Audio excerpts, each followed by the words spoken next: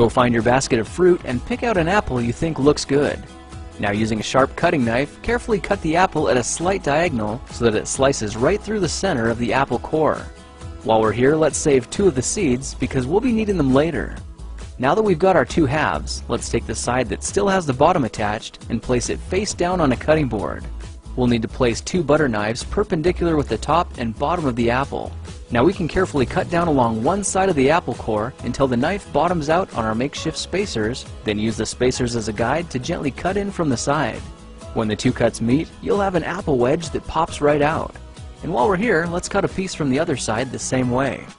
Now our goal with these is to cut out 3 more L-shaped wedges about a 1/4 inch thick.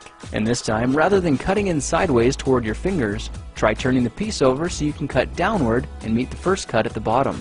Now with a little wiggle, a new apple wedge should break free. If you repeat the process 2 more times, then stagger the pieces back together, the effect is a beautifully layered wing. Now just cut the other piece the same way and your swan's body should look like this. To make a place for the head, all we need to do is carefully cut into the front of the body and gently lift the pieces out to reveal a clean and fairly deep groove.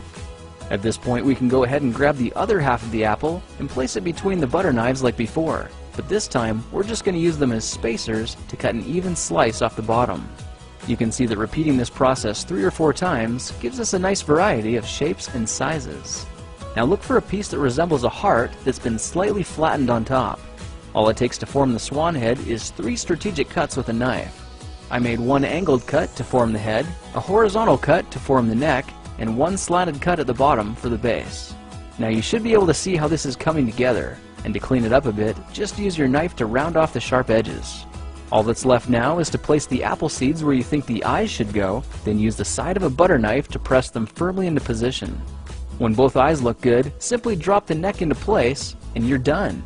You've just created a beautiful and decorative apple swan. I spritzed mine with a bit of lemon juice to help prevent it from turning brown, then put it on display to show off for our dinner guests later that night. If you try using different apples, you'll get a nice contrast of colors, and every bird will look a little bit different. Well, now you know how to take any ordinary apple and turn it into a decorative and edible apple swan. If you like this project, perhaps you'll like some of my others. Check them out at thekingofrandom.com.